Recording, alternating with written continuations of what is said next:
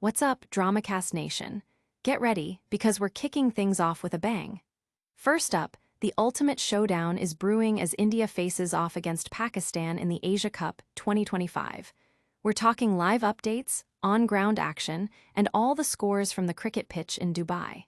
You'll get every detail as the rivalry heats up. Next, we're shifting gears to the world of finance, where Singapore's stock market is buzzing with unexpected life.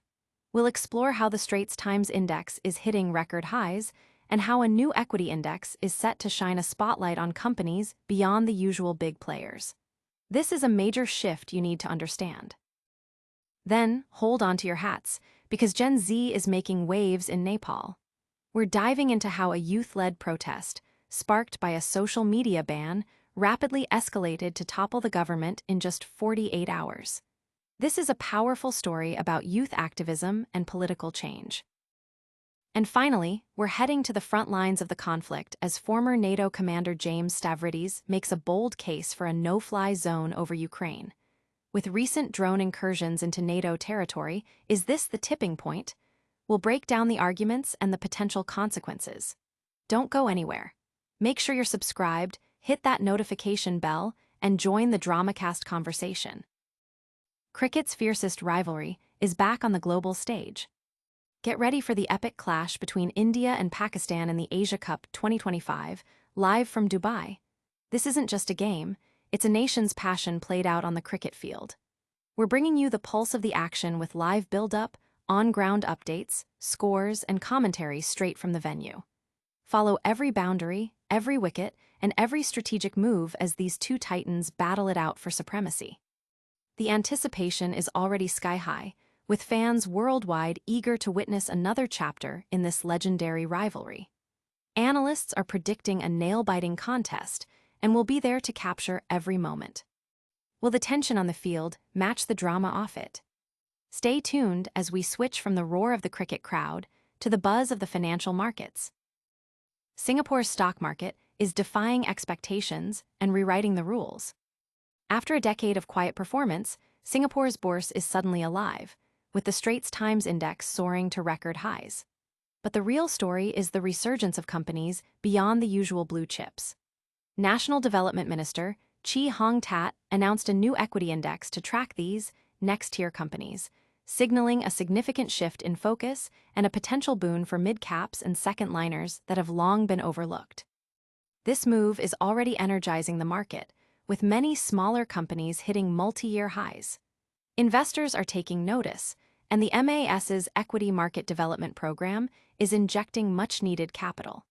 The buzz is palpable, with discussions centering on how this broader market focus will attract more institutional money and create new investment opportunities. But is this financial surge enough to capture global attention? We're heading to Nepal next, where a different kind of power is shaking up the political landscape. Gen Z just rewrote the playbook for political change in Nepal. In a stunning display of youth power, a two-day protest, initially triggered by a social media ban, has led to the resignation of Prime Minister KP Sharma Oli and the swift formation of a new government. This uprising wasn't just about censorship.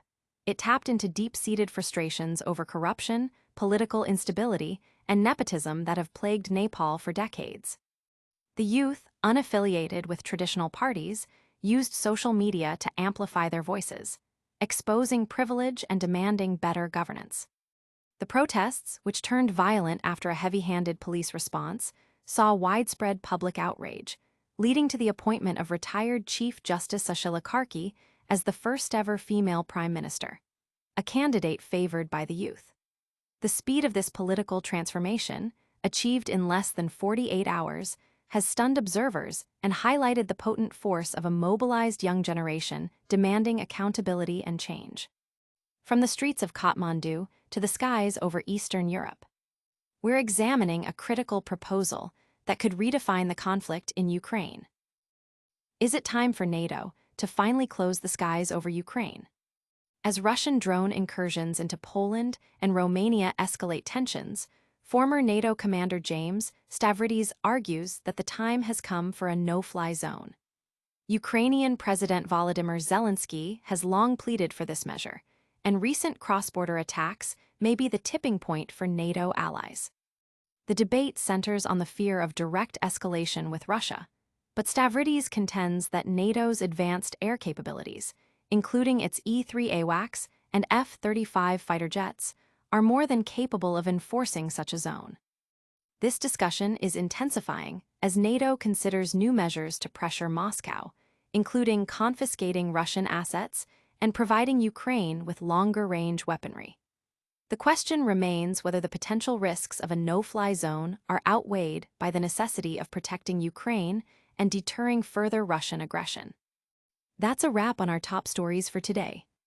But don't go anywhere, we've got a lightning round recap coming right up. And that's a wrap on today's DramaCast. We saw India and Pakistan ignite the cricket field in the Asia Cup 2025. Singapore's stock market is booming beyond the big names.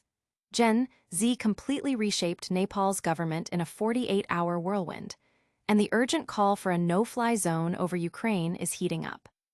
Loved this breakdown? Make sure you're subscribed and hit that notification bell so you never miss an update.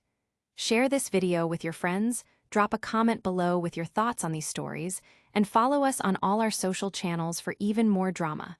We'll see you in the next one.